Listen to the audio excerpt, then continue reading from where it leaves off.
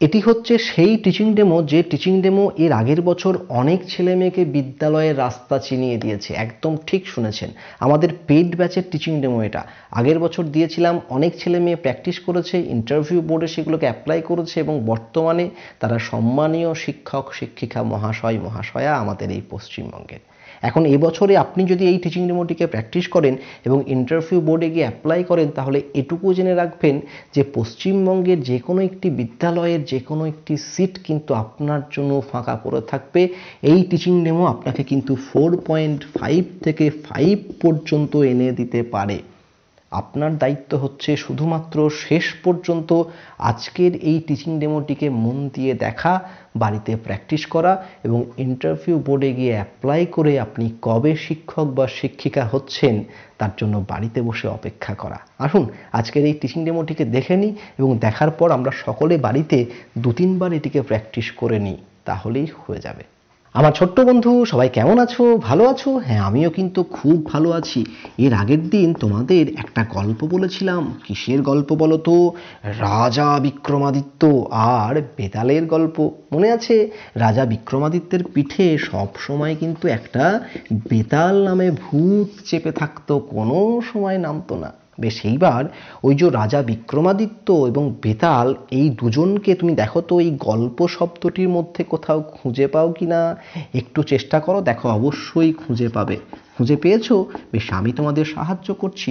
দেখো, রাজা বিক্রমাদিত্যের পিঠে যেমন সবসময় বেতাল চেপে থাকতো এবং সব সময় রাজা তাকে ঘুরিয়ে ঘুরিয়ে ঘুরিয়ে ঘুরিয়ে নিয়ে বেড়াতেন, ঠিক তেমনই দেখো এই ল এবং প, এই পয়ের পিঠে কিন্তু ল সব সময় চেপে থাকছে, তাই না? কোনো সময় নামছে না। তাহলে এই গল্পের এই যে ল এবং প, তার সঙ্গে কার মিল রয়েছে বলো তো পরেশ? কার মিল রয়েছে? ঠিক বলেছ, রাজা বিক্রমাদিত্য এবং বেতালের মিল রয়েছে। খুব ভালো বলেছ। তাহলে রাজা বিক্রমাদিত্য এবং বেতাল যেমন পরস্পর একসঙ্গে যুক্ত হয়ে গেছিল, তেমন কিন্তু এই ল আর প এরাও কিন্তু একসঙ্গে যুক্ত হয়ে গেছে। তাই আমরা কি বলবো বলো তো? তাই আমরা বলবো যুক্ত, এবং এগুলো হচ্ছে এক একটা বর্ণ বা অক্ষর, তাই একে আমরা বলবো যুক্তাক্ষর। মনে থাকবে? আচ্ছা বলো তো রবিন, জোর করে, আমি এগুলোকে কি নাম বলতে পারি? এগুলোকে আমরা বলতে পারি যুক্তাক্ষর। খুব ভালো বলেছ, চুপ করে বসে পড়ো। বেশ, তাহলে যুক্তাক্ষর কাকে বলে? যুক্তাক্ষর হচ্ছে সেগুলোই যখন একাধিক বর্ণ একসঙ্গে যুক্ত হয়ে যায়, তাকেই বলা হয় যুক্তাক্ষর। বেশ, তাহলে এইবার আমি বোর্ডে কি লিখেছি তোমরা একটু বলো দেখি। হ্যাঁ, ঠিক বলেছ, আমি বোর্ডে ক লিখেছি। আচ্ছা বলো তো, এই কটি স্বরবর্ণ নাকি ব্যঞ্জন বর্ণ? ঠিক বলেছ, ব্যঞ্জন বর্ণ। আচ্ছা বেশ, এইবার পীযূষ তুমি বলো তো, এটি কেন ব্যঞ্জন বর্ণ? ঠিক বলেছ, কারণ এর সঙ্গে একটি অ রয়েছে, এ কোনো সময় একা উচ্চারিত হতে পারে না, তাই একে আমরা কি বলছি? একে আমরা বলছি ব্যঞ্জন বর্ণ। বাহ, খুব ভালো, বসে পড়ো। বেশ, এবার দেখো তো, এই যে ক, এই কয়ের সঙ্গে আমরা যদি আর একটা ক যোগ করে দিই তাহলে কি হবে? তাহলে হয়ে গেল কয়ে কয়ে।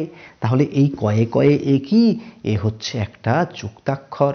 বেশ, এবারে তোমরা কয়ের সঙ্গে ত যোগ করে দাও, বলো তো এটা কি হয়ে গেল? এটা হচ্ছে একটা যুক্তাক্ষর। বাহ, খুব ভালো। এইবার কয়ের সঙ্গে ব যোগ করে দাও, বলো তো এটা কি হলো? এটাও কিন্তু একটা যুক্তাক্ষর হলো। বাহ, তোমরা সবাই কিন্তু খুব ভালো জানো দেখছি। বেশ, এবারে একটু ছোট্ট একটা বিষয় একটু বুঝে নাও। এই দেখো, আমি এখানে লিখেছি ক আর ব, আর এখানে লিখেছি ক আর কয়ের তলায় ব। তোমরা কি বলতে পারবে এই দুটোর মধ্যে পার্থক্য কি আছে? আমি তো সাহায্য করব। বেশ, আমি বলে দিচ্ছি, দেখো তো তোমাদের বুঝতে কোনো অসুবিধা হলো কি না। দেখো তো, এখানে যে কটা রয়েছে, এই ক কি একা উচ্চারিত হতে পারে? পারে না। কেন বলো তো? এ হচ্ছে ব্যঞ্জন বর্ণ, তাই পারে না। তাহলে এই ব্যঞ্জন বর্ণ বা ব্যঞ্জন ধ্বনিগুলি উচ্চারিত হতে গেলে কার সাহায্য লাগে? কে বলতে পারবে? ঠিক বলেছ, একটি স্বরধ্বনির সাহায্য লাগে। তাহলে এই যে ক, কয়ের পরে কি রয়েছে? একটা অ রয়েছে। তারপরে যে ব, বয়ের পরেও কিন্তু একটি অ রয়েছে, তাই না? কিন্তু এখানে দেখো, এখানে ক এবং বয়ের মধ্যে কিন্তু কোনো ফাঁক নেই। তাহলে ক, কয়ের পরেই কিন্তু ব এবং বয়ের পরে কিন্তু একটি অ রয়েছে। ঠিক আছে? তাহলে দেখো ক ব আর কয় বয়ের মধ্যে এটাই হচ্ছে পার্থক্য। এখানে কিন্তু মাঝে একটি ধ্বনি রয়েছে, এখানে কিন্তু অন্য কোনো কিছু নেই। বাহ, তোমরা দেখছি অনেক কিছু শিখে গেছো। ঠিক আছে, বেশ, তাহলে এইবার আমাকে বলো তো আমি ক এবং বকে কেমন করে যুক্ত করব? হ্যাঁ, ঠিক বলেছো, কয়ের তলায় বকে লিখে দেবো, এই তো হয়ে গেল একটি যুক্তাক্ষর। খুব ভালো।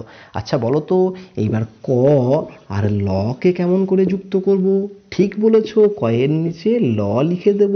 তাহলে দেখো এই যে যুক্তাক্ষরগুলো, সেগুলোকে দেখেই কিন্তু আমরা চিনতে পারছি যে এর মাঝে কোন দুটি বর্ণ যুক্ত হয়েছে। কিন্তু সব সময় যে চেনা যাবে এমনটা নাও হতে পারে। যেমন ধরো বলো তো এটার মধ্যে কি কি যুক্ত হয়েছে, কে বলতে পারবে? হ্যাঁ, এটার মধ্যে কিন্তু ক আর মূর্ধন্য ষ যুক্ত হয়েছে। কিন্তু এটা দেখতে কেমন? ক এবং মূর্ধন্য ষ যুক্ত হয়ে কিন্তু এই রকম একটা রূপ নিয়েছে। তাহলে এই যে যুক্ত বর্ণগুলি সবসময় দেখে চেনা যাবে তার মধ্যে কোন কোন বর্ণ আছে, এমনটা নাও হতে পারে। তাহলে তোমরা নিজের জায়গায় চুপটি করে বসো এবং পরের ক্লাসের জন্য অপেক্ষা করো। তাহলে এটিই হচ্ছে একটি টিচিং ডেমো, যেটিকে যতটা সম্ভব সহজ করার চেষ্টা করেছি।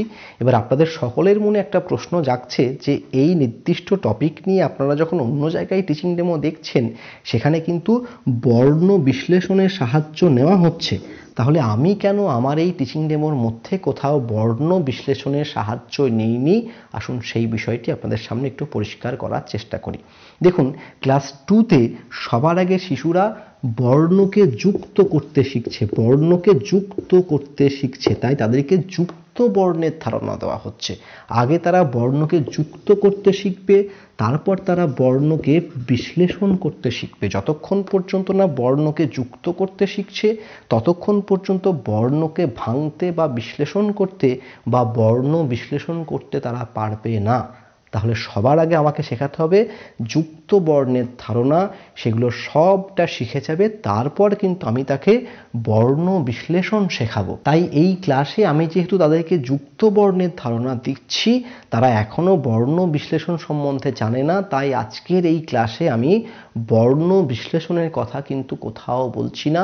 যতটা সহজ করে সম্ভব দুটি বর্ণকে যুক্ত করে দেওয়া হয় তাকেই যুক্ত বর্ণ বলা হয়, সেই ধারণা দেওয়ার চেষ্টা করছি। যখন তারা যুক্ত বর্ণ সম্বন্ধে শিখে যাবে, তারপর তাদেরকে বর্ণ বিশ্লেষণ সম্বন্ধে শেখাতে হবে, তার আগে কিন্তু নয়। তাই দ্বিতীয় শ্রেণীতে আপনি যখন যুক্ত বর্ণের ধারণা দিচ্ছেন, তখন কিন্তু বর্ণ বিশ্লেষণের কথা বললে হবে না বলে আমি মনে করি। এখন আপনার কাছে অন্য কোনো মতামত থাকতে পারে, সেটা কি মতামত আপনি অবশ্যই কমেন্ট বক্সে জানান। এবং আপনার যদি মনে হয় যে না, এই নির্দিষ্ট ক্লাসে অবশ্যই বর্ণ বিশ্লেষণ বিষয়টিকে নিয়ে আসা উচিত, তাহলে আপনি ওই গল্প শব্দটিরই বর্ণ বিশ্লেষণ করে তাদেরকে বুঝিয়ে দিন। তবে আমার ব্যক্তিগতভাবে মনে হয় যেহেতু ক্লাস 2 এখন তারা যুক্ত বর্ণ সম্বন্ধে শিখছে, কাজে তাদেরকে বর্ণ বিশ্লেষণের কথা বললে তারা আরও অনেক বেশি সমস্যার মধ্যে পড়বে। এবং ক্লাস 2 এর বইটি যদি আপনি দেখেন, আমার বই, সেখানে প্রথম থেকেই একেবারে 1 থেকে 23-25 পাতা পর্যন্ত শুধুমাত্র যুক্ত বর্ণের ধারণা দেওয়া আছে। তারপরে অনেক পরবর্তীতে তারপর তারা বর্ণ বিশ্লেষণ সম্বন্ধে জানবে। তাহলে যেটা তারা জানেই না, সেটাকে নির্দিষ্ট একটি ক্লাসের মধ্যে আমি কি করে বলে অন্য একটা বিষয়কে শেখাতে যাব? যেটা সহজ বিষয়, সেই সহজ বিষয় থেকে আমাকে ক্রমশ কঠিন বিষয়ের দিকে যেতে হবে। আমি তাদেরকে যুক্ত বর্ণ শেখাচ্ছি, তারা যুক্ত বর্ণই জানে না, তাহলে তারা কেমন করে বর্ণ বিশ্লেষণটিকে শিখবে? তাই আমার মনে হয় এই নির্দিষ্ট টপিকের মধ্যে বর্ণ বিশ্লেষণ কথাটি বলার কোনো প্রয়োজন নেই। এবং আপনাদেরকে যে টিচিং ডেমোর স্কেচটি দেখালাম, এটিই কিন্তু আমার পেইড ব্যাচের আগের বছরকার ছেলেমেয়েরা, তারা কিন্তু এটাকেই ইন্টারভিউ বোর্ডে অ্যাপ্লাই করেছিল এবং খুব ভালো ভালো নাম্বার পেয়েছে। এখন তারা তো এই ডেমো দেখবে না, কারণ তারা সব বিদ্যালয়ে পৌঁছে গেছেন। তবুও যদি কেউ থাকেন যিনি আগের বছর এই ভিডিও লাইভ ক্লাসের আমাদের ইন্টারভিউ কোর্সের সেখান থেকে এই ভিডিওটিকে পেয়ে সেটাকে ইন্টারভিউ বোর্ডে অ্যাপ্লাই করে এসেছিলেন এবং বর্তমানে বিদ্যালয়ে পৌঁছে গেছেন, তাহলে অবশ্যই কমেন্ট বক্সে কমেন্ট করবেন। এবং তার সঙ্গে আপনারাও অবশ্যই কমেন্ট বক্সে কমেন্ট করে জানাবেন আজকের এই ভিডিওটি কেমন লাগলো এবং এই ক্লাসে বর্ণ বিশ্লেষণের কথা বলা যাবে কি যাবে না, সেই নিয়ে আপনার ব্যক্তিগত মতামত কী। তাহলে আজকের এই ভিডিওটি কেমন লাগলো সেটা অবশ্যই কমেন্ট বক্সে কমেন্ট করে জানাবেন, এবং এই ধরনের শিক্ষামূলক ভিডিও আরও অনেক বেশি পাওয়ার জন্য নন্দী একাডেমি চ্যানেলটিকে সাবস্ক্রাইব করবেন। তাহলে দেখা হচ্ছে অন্য কোনো এক ভিডিওতে, অন্য কোনো এক দিন। ততক্ষণের জন্য আপনার এই বন্ধু বিশ্বদীপ নন্দীকে বিদায় দিন।